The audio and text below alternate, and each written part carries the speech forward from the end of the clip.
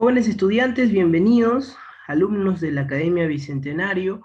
El día de hoy vamos a encargarnos de realizar la sesión número 3, que comprende virus, citología y, por último, la guía. Vamos a empezar repasando lo que tú ya sabes. Sabemos que los virus son agregados supramoleculares porque ellos están hechos de proteína y el material genético que está bajo la forma de ADN y ARN. A eso se le llama ácido nucleico. El virus proviene del vocablo latín que significa veneno, líquido venenoso. Te había dicho que es un organismo microscópico que no tiene célula, utilizan los aminoácidos, nucleótidos, enzimas, ribosomas, todo lo que está dentro de la célula y crea sus propios virus. Cuando ella ya se encargó de replicarse, ¿ya? Ahí es cuando ella estalla, la célula estalla, y los virus migran a otra célula para seguir infestándola. Esa es la imagen de un virus.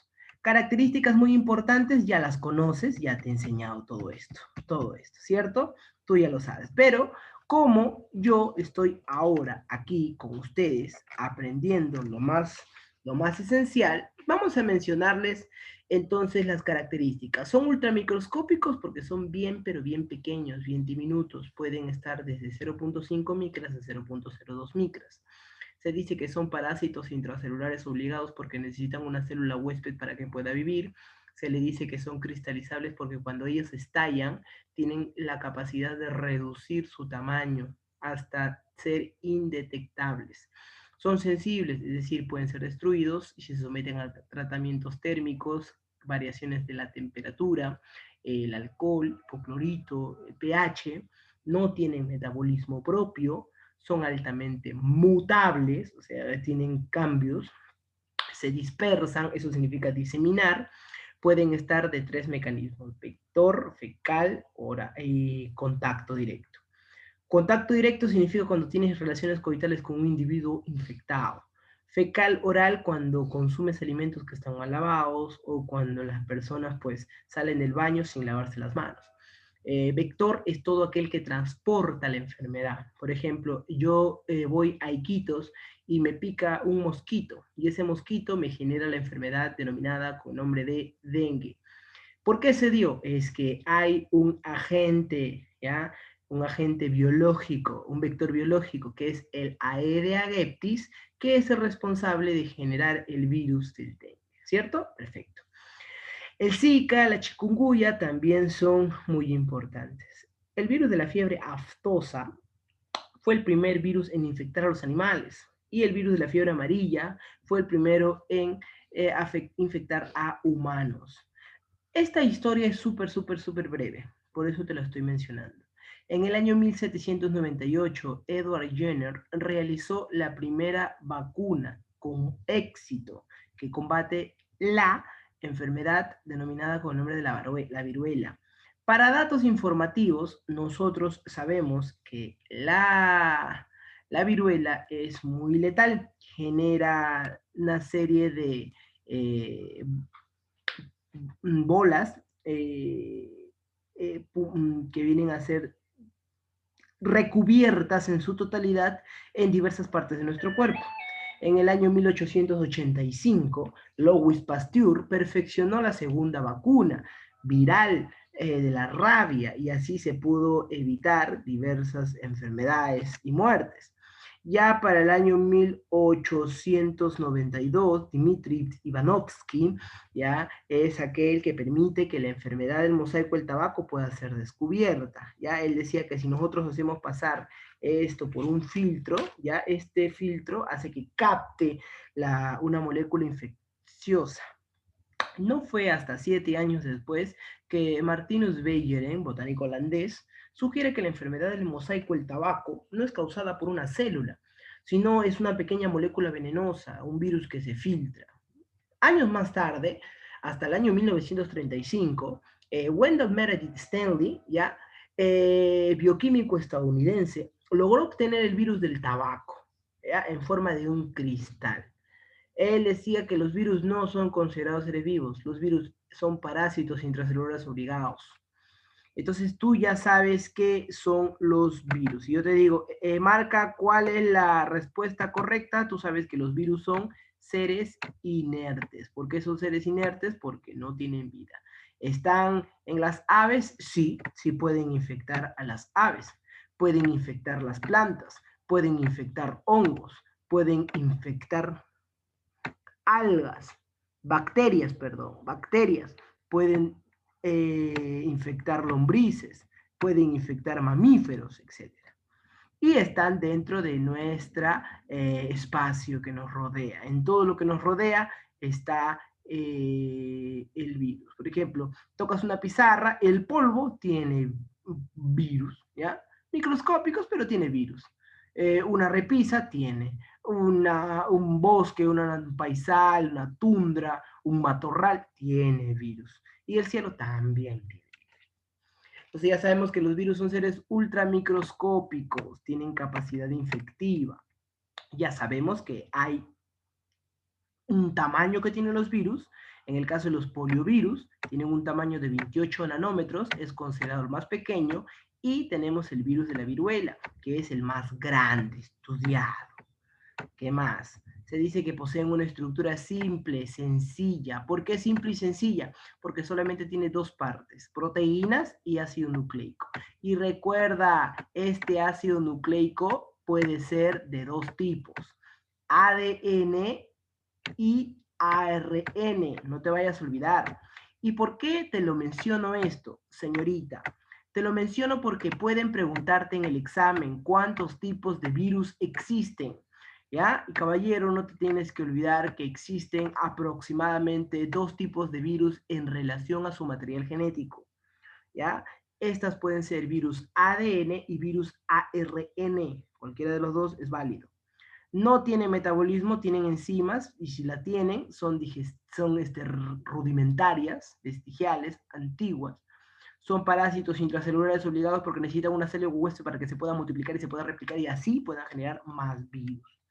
Poseen un estado activo e inactivo. Activo se replica, se multiplica. Inactivo bajo la forma de un virión. Cuando estalla una célula, producto de la gran cantidad de virus que se formaron dentro de ella, los virus, para que no sean detectados, reducen su tamaño. Son muy sensibles, es decir, se inactivan, se desestabilizan, pierden su capacidad infectiva rápidamente a variaciones de la temperatura, alcohol, detergentes, pHs extremos, son altamente mutables, tienen la particularidad de modificar su material genético, ¿ya? Tiene cambios, ¿ya? Y estos son inducidos o al azar. Y este punto que está acá es muy importante porque se cree que nosotros recibimos el SARS-CoV-2 de China, que fue manipulado, ¿no? Hoy en la actualidad sabemos que se puede manipular la estructura o la secuencia viral de un determinado virus. Entonces, hay una gran probabilidad de que haya sido manipulado, ya que este virus dentro de su estructura molecular tiene porciones del VIH, tiene porciones del SIDA, y tiene porciones de enfermedades respiratorias, o sea, partecitas como si tú fueras un rompecabezas que se van uniendo. 9. Son específicos. Eso significa de que los virus atacan a especies específicas y dentro de una especie a un órgano o una célula específica. El caso tienes hepatitis. Oh, hepatitis, ¿por qué? Porque tu hígado está mal. Tienes VIH. Ah, el linfocito T4 es el que está afectado. Profe, y yo no sé qué cosa es el linfocito T4 y quisiera saberlo.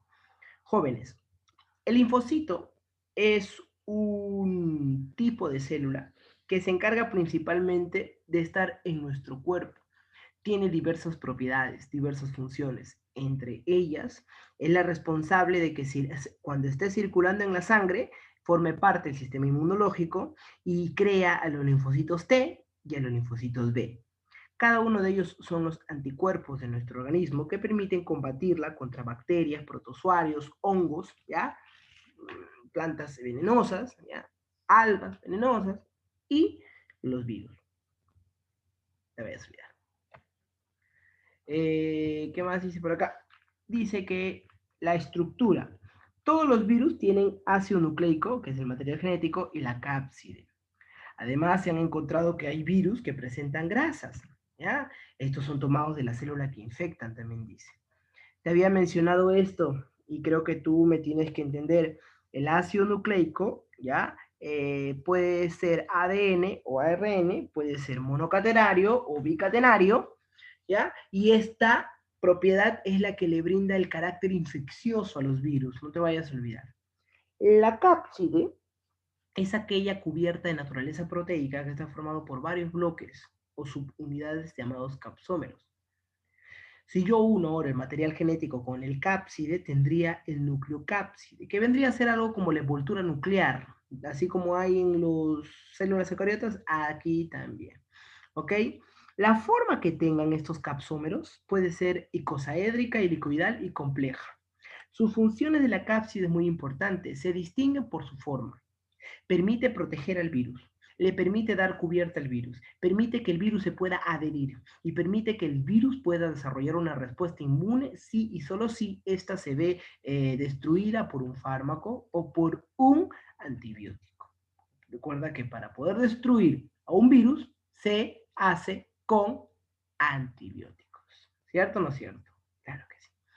El número 1 y el número 2 vienen a ser virus icosaédricos. Te había dicho que era un virus icosaédrico, todo aquel virus que presenta aproximadamente 20 lados en su estructura molecular. Hablamos de un virus complejo cuando este virus tenía una forma muy detallada. En este caso, estamos hablando de un bacteriófago.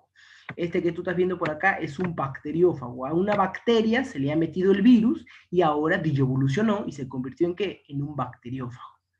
El número 5 que viene a ser el virus del COVID, el SARS-CoV-2.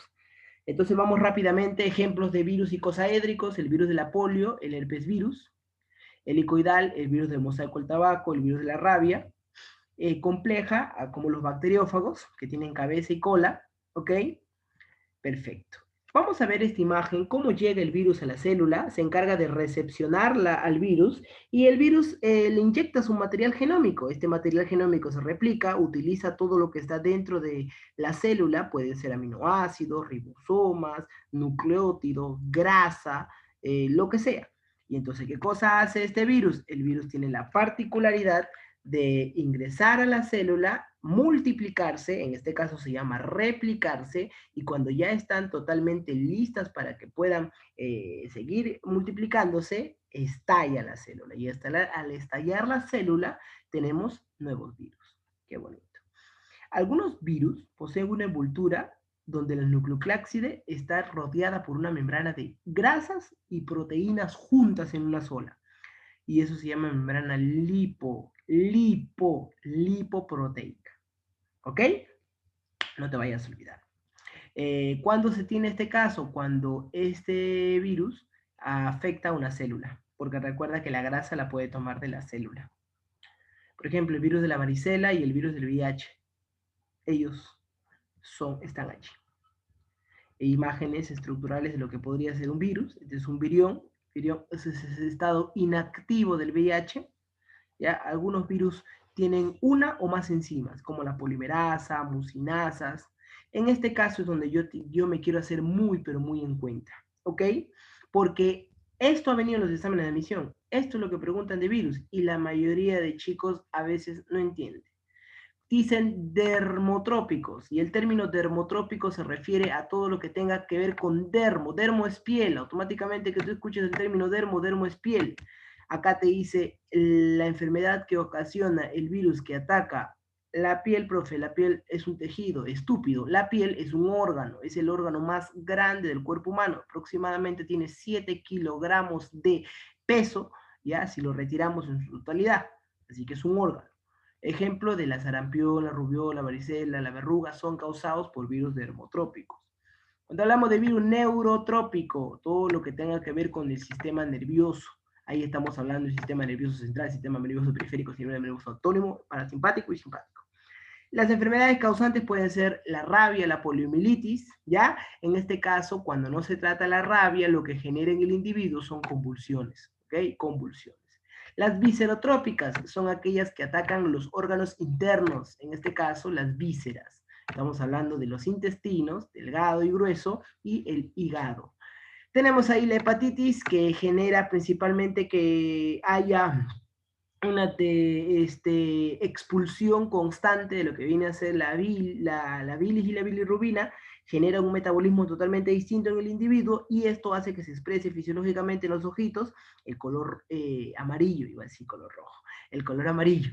El ébola, que es el responsable de generar diarreas constantes, haciendo que el individuo tenga deshidratación. Y esta deshidratación trae consigo la muerte del individuo. Linfotrópicos. ¿Por qué linfotrópicos? Porque linfo significa todo lo que vaya a los ganglios, ¿ya? Los ganglios. Los ganglios vienen a ser la unión de una neurona motora con una neurona sensitiva, ¿ok? Ejemplo, ahí está la enfermedad de Epstein-Barr o lo que tiene tu hermana, que es el SIDA. Muy bien. Flebo. Flebo significa vaso sanguíneo. Vaso sanguíneo. ¿Ya? Por ejemplo, te dice una amiga, oye, tengo flebitis. Y tú lo miras y dices, ¿que te vas a morir? No. Flebitis es la inflamación de los vasos sanguíneos. ¿Y cómo se llama la inflamación de los vasos sanguíneos? Muy bien, se le conoce con el nombre de varices, porque recuerda que ellas son inflamaciones. ¿Pueden aparecer en los varones y en las mujeres? Sí. ¿Y por qué? Por exceso de presión a nivel de los miembros inferiores. Ejemplo, el dengue. Adenotrópicos. Cada vez que escuches el término adenotrópico, acuérdate de glándulas, ¿ok? Las parótidas, por ejemplo, generan la famosa parotiditis. Aquí estamos viendo una imagen, ¿ya? De un niño que tiene sarampión, ¿ya? A ti de pequeñito te debe haber dado varicela, sarampión, rubiola, ¿ya? Y luego de eso ya no te daba. ¿Por qué? Porque recuerda que es un virus ARN. Entonces, como es un virus ARN, tiene la particularidad del momento que ingresa al cuerpo, el cuerpo tiene la capacidad de crear sus propios anticuerpos y estos anticuerpos combaten al virus y nunca más vuelve el virus a aparecer en tu organismo. Entonces es la particularidad que tienen los virus ARN, que ingresan al cuerpo, hacen de las suyas, pero cuando el cuerpo tiene la capacidad de reconocerlos y sobre todo de atacarlos y destruirlos, ya no vuelven a hacerte daño. La rubiola también es conocida, bueno, en mi caso a mí me dio la varicela, una semana no tuve que ir, no pude ir al colegio porque podía contagiar a mis demás compañeros y creo que también a ti te pasó, ¿no? A todas las personas les ha pasado. Es recomendable que te dé cuando estés niño, porque cuando eres adulto, tu organismo reacciona de una manera totalmente desfavorable, ¿ya?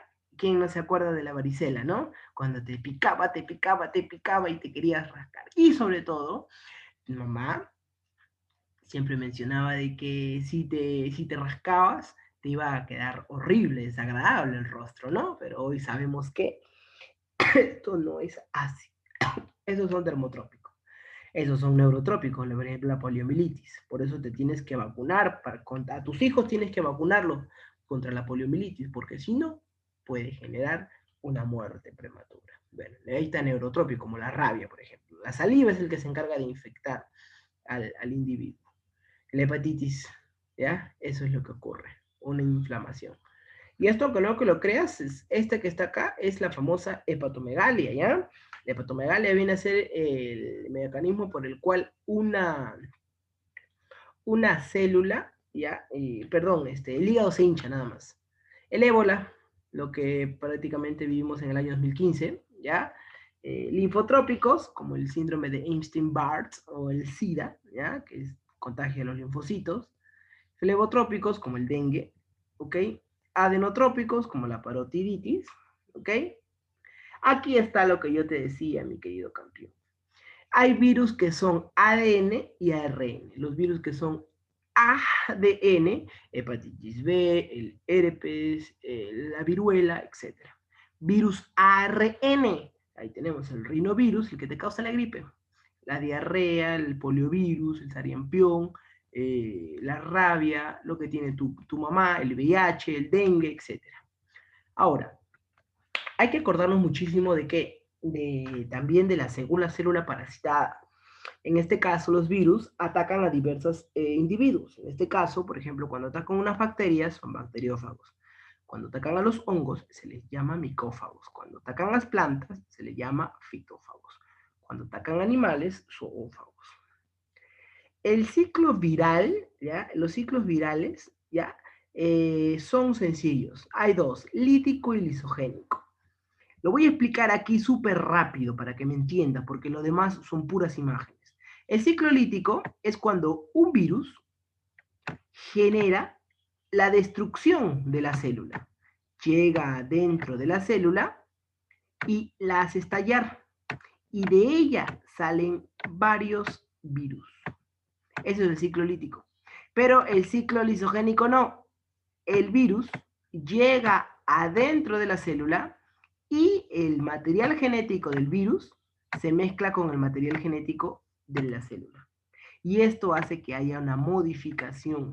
¿En base a qué? En base a los materiales genéticos. ¿No me crees? Este es el plásmido bacteriano.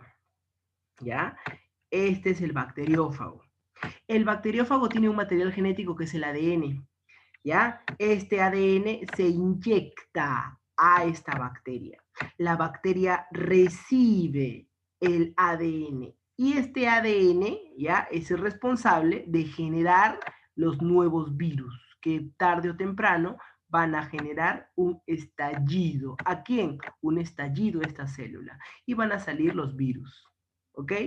Bien. ¿Y qué es el ciclo lisogénico? Que el plásmido, o sea, el ADN, se une al material genético para hacer uno solo. Bien. Entonces, ¿cuántos mecanismos tienes que pasar? 6 fases. La primera es absorción. Primero te absorbe, luego te inyecta, luego se replica, luego creas, luego ensamblas y luego destruyes. Lo vas a saber muy sencillo.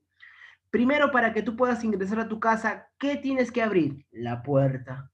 Y luego de abrir la puerta, ¿a dónde ingresas? A tu casa. Excelente. ¿Qué es lo primero que tiene que hacer el virus a la célula? Absorberla.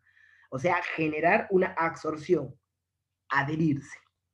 Luego tiene que meterle, inyectarle, darle su material genético. Luego se tiene que multiplicar.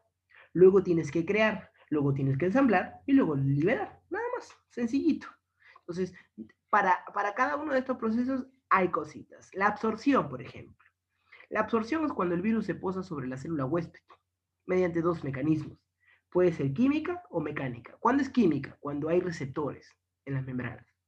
Por ejemplo, en este caso, el SARS-CoV-2 siempre lo tomo de referencia porque hay una enzima, la llamada la ECA2, que es llamada la enzima convertidora de angiotensina 2, la responsable de generar en el individuo ya las enfermedades respiratorias, ¿no? El COVID se une a esta enzima que tiene el pulmón. Por eso que hay enfermedades respiratorias que se producen cuando llega el COVID a tu cuerpo. Mecánica cuando clavan espinas basales en la pared de las bacterias. Esto que está acá es una reacción, pues, química, porque hay señales químicas que se hacen. Excelente. ¿Qué más? Inyección. ¿Qué es inyección? El ácido nucleico, ¿ya? O sea, el virus, ¿ya? El material genético, en pocas palabras, entra al citoplasma. ¿Ok? ¿Qué pasa luego? Se replica. Y por último, crean los virus. Luego haciendo una liberación, una destrucción, y ahí estás viendo cómo los virus salen, ¿ves? Excelente. Entonces, eso es lo que pasa. El virus llega a la célula genera una absorción, inyección, replicación del genoma, síntesis de capsómeros, ensamblaje y lisis o liberación. No te vayas a olvidar. Absorción, inyección, replicación del genoma, síntesis de capsómeros, ensamblaje y estructuración, y después lisis y liberación. Súper, súper fácil. Ahí está, campeón, para tu conocimiento. Este es un virus, por ejemplo. Y sí, es un virus. Antiguamente nosotros teníamos así los virus. Estos virus eran antiguos. Estos virus eran de la época medieval. Particularmente siempre que teníamos estos virus creados por Bill Gates, ¿ya? Fueron los virus más terribles que nosotros tuvimos que atravesar, porque cada vez que teníamos estos iconos en nuestra pantalla, nos determinaba que estaba dañado el archivo. Y el ciclo lisogénico, ya sabes qué cosa es, ¿ya? Infecta y crea un nuevo material, ¿ya? Por eso tenemos que leer lo que dice acá. ¿Qué dice? Algunos virus al infectar una célula no la destruyen, sino que se unen con ella. A estos virus se les llama atenuados, profagos, y la célula que infectan se llama lisógena. ¿Por qué? Porque ella dentro de sí está creando ya una mutación. digámoslo así. Estos prófagos pueden permanecer por mucho tiempo, hasta que se produzca un estímulo que despierte a estos prófagos y se encarguen de hacer un ciclo lítico. Mientras la célula huésped lleve a este prófago, será inmune a otros tipos de virus. Te vayas a olvidar. Ya, ahí están las imágenes para que tú lo puedas observar, ¿ok? Ya en tus ratos de libre, ya tú lo vas a poder ver. Se dice que los virus ya fueron componentes de células huésped que se volvieron autónomas por lo general. Parece que algunos de ellos han adquirido capacidades para existir de manera independiente sin que la célula sea afectada. Algunas secuencias virales son similares a las porciones de genes que están en las células, ¿ya? Un datito con ello. La defensa contra los virus se pueden encontrar de dos tipos. Procariotas, cuando son enzimas que reconocen y destruyen este ADN extraño. Las eucariotas, cuando se producen los famosos interferones. ¿Qué es un interferón, profesor? Es una proteína liberada de célula infectada que se fijan a la membrana plasmática de otras células, estimulando la síntesis de enzimas que destruyen el ácido nucleico viral. No te vayas a olvidar. ¿Okay? Ahí están los interferones actuando ya en contra de los virus que han ingresado a esta célula. Y los viroides, que vienen a ser pequeñas moléculas circulares de ARN monocateriano con capacidad infectiva, son patógenos más pequeños, son conocidos hasta la fecha como los más pequeñitos. Se han identificado que solamente afectan a plantas. ¿Ok? Los viroides no tienen proteínas, no tienen grasas, no tienen ARN, solamente tienen ARN, ¿ya? Es la etapa primitiva. Y los priones, que vienen a ser proteínas infectadas, ¿ya? Proteínas anormales, ¿ya? Como tu amigo. Enfermedades, la enfermedad de las vacas locas, la enfermedad de Scrappy, ¿ya? Lo que se le conoce con el nombre de prurito lumbar de las ovejas, la enfermedad del Scrappy. Y te digo la enfermedad de las vacas locas porque su nombre es totalmente largo, pero si tú lo quieres saber, es la famosa encefalopatía bovina espongiforme, que es la particularidad de ingresar al sistema nervioso central del bovino y generarle una locomoción inestable de sus estímulos, haciendo de que se encuentre desorientada y consigo la muerte. El curú y la enfermedad de Creutzfeldt-Jakob están presentes también en el hombre, que son virus dañinos, tóxicos y perjudiciales. No te vayas a olvidar. Bien, chicos, no se olviden de protegerse. Esta es la primera parte de lo que nosotros tenemos que avanzar. Nosotros también tenemos que avanzar otra diapositiva. Claro que sí, profe. ¿Y qué vamos a hacer ahora? Ahora nos vamos a encargar de hacer la citología. Cuando nosotros nos encargamos de hablar de citología, yo siempre a mis alumnos les digo que no se dice citología. Siempre les digo así. Es un término desactualizado. Cuando tú escuchas a tu profesor que te dice, oye, vamos a estudiar citología, automáticamente dile, pitch. ¿Por qué pitch? Porque el término citología, pues, no se utiliza. Es un término que ya no tiene mucha importancia. Lo que sí se estudia es la biología celular. Entonces, la biología celular, ¿ya? Se encarga principalmente de eso, de permitirle al individuo, ¿ya? De permitirle al individuo conocer la estructura y la fisiología de la célula. ¿Qué es estructura y qué es fisiología? Lo vamos a saber el día de hoy. Profe, ¿y la célula es la unidad básica que constituye a todo ser vivo? Es la unidad básica que constituye a todo ser vivo, hijo.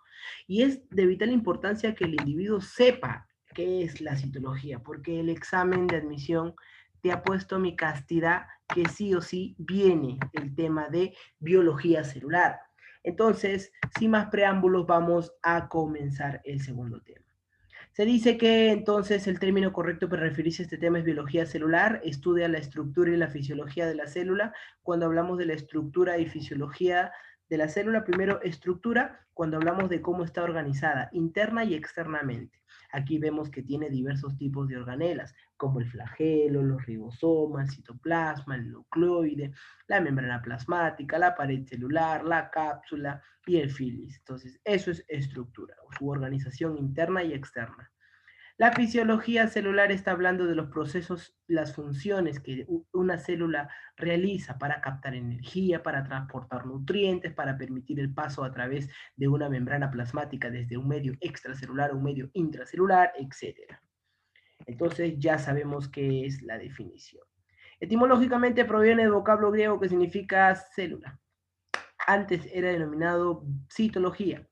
Hoy en la actualidad sabemos que la célula es una unidad morfológica, hereditaria, fisiológica y evolutiva. Morfológica porque puede presentar diversas formas, puede ser como tu prima, cúbica, como tu hermana, plana, como tu mamá, redonda, cilíndrica, pero siempre va a tener ciertas formas. Hereditarias porque contiene la información genética bajo la forma de ADN y ARN. Fisiológica porque puede generar diversas funciones vitales, como por ejemplo la respiración. Evolutiva puede ser de dos tipos, eucariota y procariota. Se dice que una célula, para que se pueda visualizar en su total esplendor y nosotros podamos ver las mitocondrias, los cloroplastos, todo lo que ella tiene que medir aproximadamente 500 metros. Cada ladrillito que tú estás viendo por ahí hace simulación a una célula. Así es como están organizadas ellas. Pero hay distintos tipos de células, pueden existir distintos tipos de formas. Y lo más importante son las células humanas. ¿Ok? ¿Por qué? Porque cada uno de ellos tiene una propiedad. Pues voy a hablar solamente de dos de ellas, porque puedo hablarte de todos, pero solamente voy a hablarte de dos de ellas. Primero, la neurona. ¿Por qué es importante la neurona? Porque la neurona es la unidad anátomo-funcional del sistema nervioso. Ya, la neurona tiene aproximadamente 10 neuroglias por cada neurona. Y las neuroglias son aquellas que dan soporte, sostén y nutrición a las neuronas. Hablemos de los espermatozoides, que son aquellos responsables de la perpetuación de la especie. ¿Ya? Contiene la información genética del individuo, el varón es el responsable de portarlo. Bien. Entonces, ¿de qué vamos a hablar? Vamos a hablar de la célula procariota, del procito. ¿Ya? Se le puede llamar procito, célula procariota o procarionte. Cualquiera de los tres es lo mismo. El primero y el máximo representante no es él en realidad, sino que su experimento nos llevó a otro parámetro muy conocido. En este caso hablamos del señor Marcelo Malpighi. No. ¿Quién fue? ¿Heródoto? No. ¿Heráclito? No. ¿Aristarco de Samos? No. ¿Aristóteles? No. ¿Louis Pasteur? No. Fue el señor Anton von Leeuwenhoek. ¿Ok? Anton von Leeuwenhoek. Él fue un mercader de telas, vendedor de telas, y después trabajó a la muerte de su padre, trabajó en la tienda de su tío, y su tío era comerciante de telas y tenía una fábrica en donde tenía diversos tipos de medidas en lunas. Entonces, cuando él, en sus investigaciones, realizó el estudio de los organismos microscópicos, se dio con la sorpresa de que existían organismos que no eran percibidos por el ojo humano, pero que sí iban a poder ser percibidos por un microscopio que él creó. Creó aproximadamente más de 500 microscopios, de los cuales la mayoría los destruyó él. ¿Por qué? Porque la ambición que había en esa época hacía que todo científico quisiera apoderarse de ese material. Es por eso, oh, hijo, que a los microscopios pues desaparecieron. Hoy en la actualidad sabemos que gracias a Anton von Leeuwenhoek podemos denominar a los animalículos, ¿ya? Como protozoarios. Por eso que es considerado el padre de la protozoología, ¿ok? Sus aportes son una base fundamental para el mundo de la biología, más para la ciencia de la célula, en este caso la citología. En el año 1665 el científico Robert Hooke no es Robin Hood, ni tampoco Robert Pacheco, métete bien en la cabeza esto. En el año 1665 este científico fue el que se encargó de observar células muertas. En ningún momento fueron células vivas, fueron células traqueadas, ¿ya? Que tienen aproximadamente una vigencia, ¿gracias a quién? Gracias a Robert Hooke. Así es como lo encontró, ¿qué cosa? Cómo encontró las células para Hooke. Ya sabemos que fue Leeuwenhoek. Leeuwenhoek fue el que observó por primera vez a los protozoarios, también observó microorganismos, pero es conocido como el padre de la protozoología. Fabricó más de 400 microscopios. Se considera uno de los primeros inventores del microscopio, pero también fue los hermanos Janssen, Zacharias Janssen y Francis Janssen. Robert Brown es muy importante porque este botánico escocés, en el año 1831, observó el núcleo de las células cuando él estudió las orquídeas. Él encontró que las orquídeas tenían una porción negruzca en la parte central, a lo que él podía distinguir cromatina, nucleolo. ¿Ya? Y en este caso, él le denominó con el nombre de núcleo. ¿Ok? No te vayas a olvidar. Purkinje estudió el protoplasma. Hoy en la actualidad sabemos que es el citoplasma, la sustancia coloidal que rodea el núcleo. Para datos informativos ya sabes que es un coloide, por si las dudas.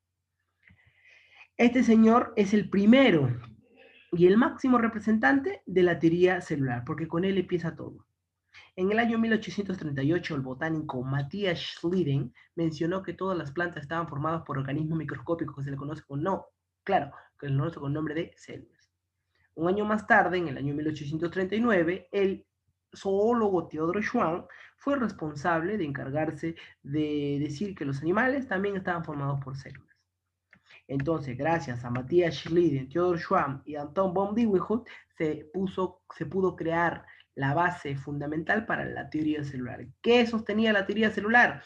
Que todos los seres vivos están formados por una o más células. Que la célula es una unidad básica de todo ser vivo, correcto. Que todas las células se originan de otras células preexistentes a partir de la siguiente premisa que se encontró en latino, omnicellula y cellula. Y por último, el funcionamiento de cada organismo depende principalmente de las propiedades de las células que se encuentran de forma individual.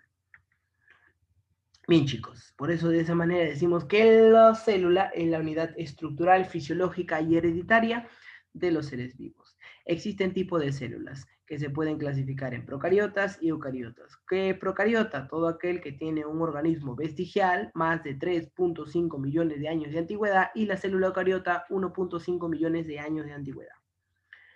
Hablamos también de la estructura que tienen tanto eucariotas como procariotas. En este caso, las eucariotas tienen un sistema de endomembranas, ¿ok? Y las procariotas no tienen un sistema de endomembranas, ¿ya? Las eucariotas son aquellas que tienen núcleo definido y tienen organelas con membrana y organelas sin membrana. Y las procariotas son aquellas que no tienen envoltura y se les conoce con el nombre de nucleoide, ¿ok? ¿Y qué es un organoide? Aquel que no tiene membrana. ¿Ya? Ok. ¿Qué otras diferencias existen entre las procariontes y las eucariontes? Te pregunto a ti. Bien. Entonces vamos a hablar de la célula procariota. Lo más común, bacterias típicas. Ahí tenemos a quién? Tenemos a las bacterias de acuerdo a su forma. Vamos a entonces explicar esta clasificación. Bien, observa con mucha atención, mi querido campeón. Tenemos en la siguiente imagen, ya, en la que estás pudiendo visualizar ahí, tenemos la importancia. ¿Por qué son importantes? Primero voy a hablarles de la importancia porque a veces tengo miedo de que no se vayan a acordar de esto y es de vital importancia para su examen. Empezamos. Son importantes ¿por qué? Porque desde el punto de vista ecológico degradan la materia orgánica y como destruyen esta materia orgánica se le llama agentes descomponedores. Desde el punto de vista industrial, presentes están en la industria láctea para la elaboración de yogur, de queso. Se utilizan cultivos lácteos, como por ejemplo el Streptococcus thermophilus y el Lactobacillus bulgaricus, son dos de los que tienes que acordarte. Profe, ¿cuáles eran? El Streptococcus thermophilus y el Lactobacillus bulgaricus. Cuando tú estás tomando tu yogur, el yogur es leche muerta con bacterias inoculadas. ¿Ya? No te vayas a olvidar. Por ejemplo, tú vas a tu primito, lo quieres traumar y tú le dices, ¿qué estás tomando? Porque recuerda que son curiosos. Y tú le puedes decir, estoy tomando leche muerta con bacterias inoculadas, ¿quieres? Y va a llorar, ¿cierto? ¿Por qué? Porque no le has dicho que es yogur. Pero es el término médico, es el término científico, el término biológico, no lo quieres aceptar. Agrícola porque se encargan de nutrir el suelo, brindando el nitrógeno, punto. Gracias a los nitrobacter y producen enfermedades. ¿Ok? Bien. Y farmacológico porque las bacterias pueden formar, gracias a las bacterias, los fármacos son los responsables. ¿De qué? Los fármacos son los responsables de destruirlo. Se van a clasificar, según su coloración, pueden ser externa, mureína y lípidos. Si tiene mureína, entonces es positiva. Si tiene grasa, es negativa. Siempre acuérdate que la grasa es negativa. ¿Qué cosa? La tinción. Hay un mecanismo que se usa en el laboratorio llamado la tinción-gram, ¿ok? Para poder hacer la diferenciación de la pared celular en una bacteria. Si yo quiero saber que una bacteria tiene gram positiva o gram negativa, yo lo puedo hacer en base al estudio de la pared celular. ¿Ok? ¿Por qué? Porque cuando la pared es positiva, vira a color azul, púrpura. Pero si es rosado, entonces es negativa. Ahí encontramos, por ejemplo, las positivas y las negativas. Un ejemplo de una bacteria gram positiva, los Staphylococcus aureus, que generan infecciones digestivas, forúnculos, abscesos locales y sobre todo celulitis. Un ejemplo de las bacterias gram negativas, la Escherichia coli, responsable de la diarrea. Se van a clasificar también de acuerdo a su forma. Cuando son una bolita, cocos. Cuando son de dos, diplococos. Cuando son una filita, streptococos. Cuando están así, están en filas de cocos. Otra vez, mira, están en filas de cocos. Por eso se llama estafilococos. Cuando están así en cuatro, Gafkia. Cuando están en un racimo, Sarcina. Cuando están así, ya sabes, ya, cocos. Bacilos, cuando están de forma rectangular. Cuando están en la forma de una coma, vibrios. Cuando están así, espiralados, espirilos, pero cuando no tienen movimiento, rigidez, ¿ya? Y se llaman espirilos. Pero cuando ellos tienen movimientos, a eso se le conoce con el nombre de espiroqueta. No te vayas a olvidar. Ahí tenemos la borrelia, aquel que tiene ondas grandes, ¿ya? Esta es el treponema, aquella que tiene ondas pequeñitas. Y la otra, aquella que tiene en a los laterales doblado, a eso se llama leptospira, ¿ya? Espirales a los laterales, ¿ya? Ejemplo, las actinobacterias, ¿ya? Y los actinomicetos. Se van a clasificar según flagelo. Esto viene en el examen de admisión, ¿ah? Según su flagelo pueden ser. Ahí tenemos cuando no tienen flagelos, átrica. Cuando no hay presencia de flagelos. Cuando tienen un flagelo, monótrica. Cuando tienen varios flagelos que le salen solamente por un solo mechón, a eso se llama lofótrica, ¿ya? Cuando tienen flagelos por ambos lados, anfítrica. Y cuando tienen flagelos por todo su cuerpo, perítrica. Excelente, jóvenes estudiantes. ¿Hay algo más que tienen que...? Ya. Y su tarea de ustedes va a ser estudiar las principales bacterias que causan las enfermedades. Ahí tenemos, por ejemplo, una de ellas le voy a hablar. El Bacillus anthracis, que genera la enfermedad de ¿qué? Que genera la enfermedad del carbunco. Ahí está, ¿ves? Carbunco en animales y anthrax en los humanos. Pero es un mecanismo de cómo nosotros podemos encontrar a quién, cómo podemos encontrar a las bacterias.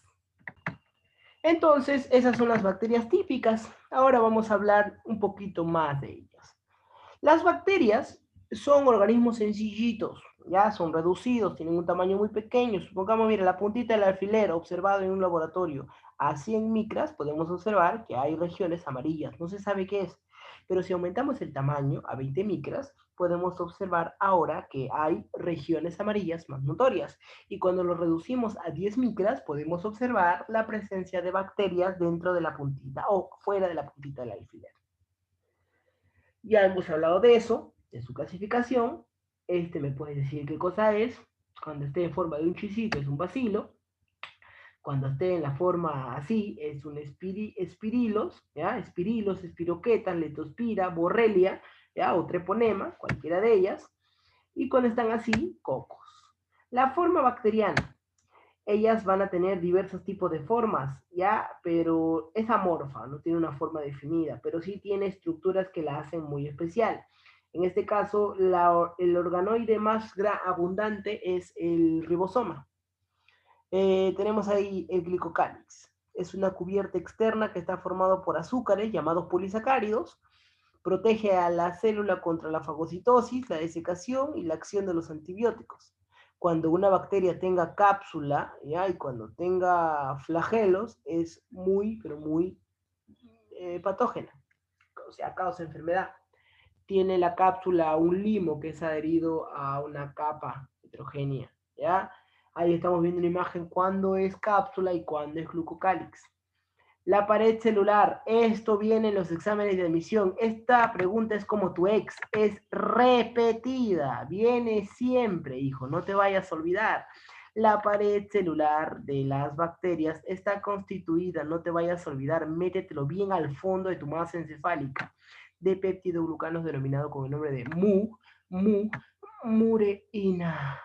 Ellas se encargan de brindar protección osmótica a la célula. ¿Qué significa protección osmótica? Evitan que pierda agua.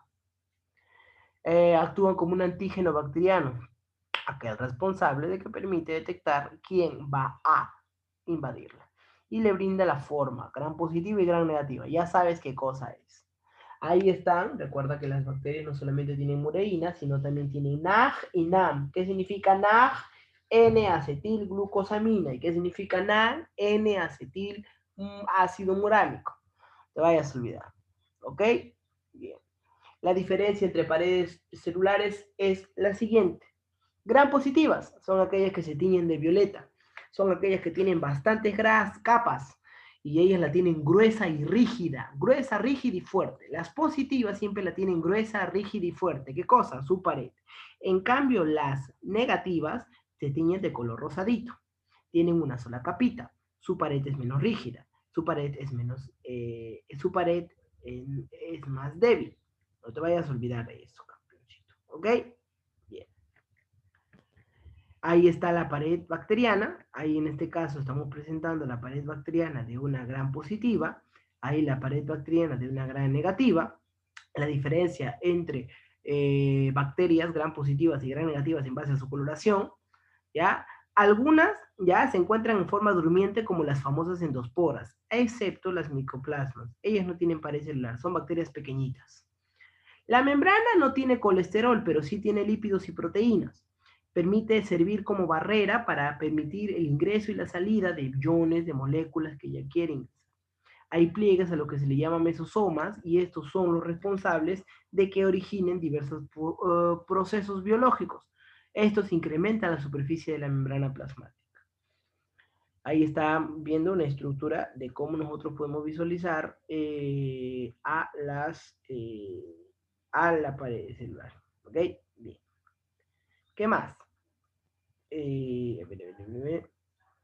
está. Las diversas partes que hemos hablado hoy. Hablemos de los mesosomas. Son invaginaciones. ¿Qué es una invaginación? Te lo voy a explicar con esta imagen. Esta es una bola, una célula.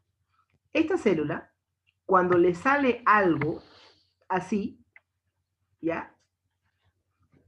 Como una bolsa, eso se llama evaginación. ¿Por qué se le llama evaginación? Se le llama evaginación porque tiene la particularidad de estar externamente. ¿Y por qué se dice vaginación? Porque tiene un hueco.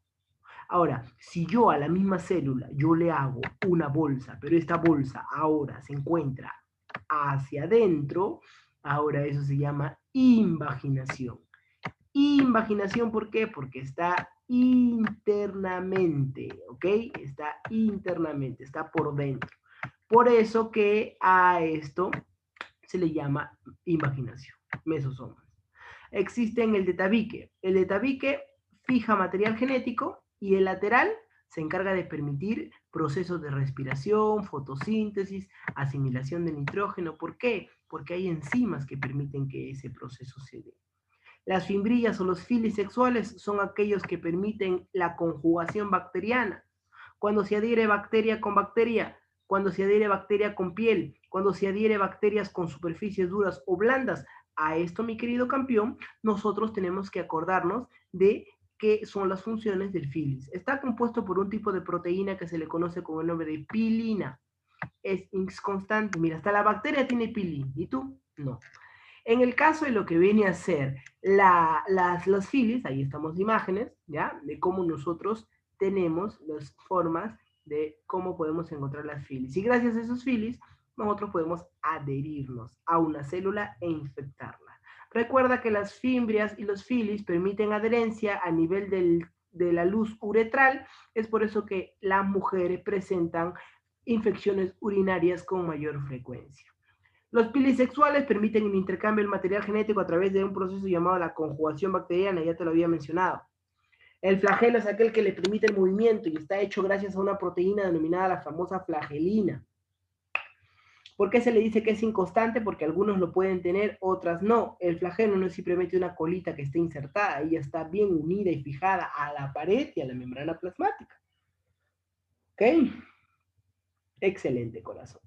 Esto ya lo hemos estudiado, esto también ya hemos estudiado. Entonces, las bacterias más virulentas poseen cápsula, fibrillas y flagelos. El citoplasma. El citoplasma es aquel que no tiene citoesqueleto, tiene organelas que pueden presentar membrana, ¿ya? Y algunas no presentan membrana. Y cuando no tienen membrana se le llama organoides. Los ribosomas es el organoide más grande, ¿ya? El más abundante que está presente en las células procariotas. Esta está constituida por una molécula de ARN, ¿ya? Y proteínas, es lo que no te vayas a olvidar. Tiene una valor de sedimentación de 70 Weisberg, ¿ya? 70S, tú chuscamente lo llamas.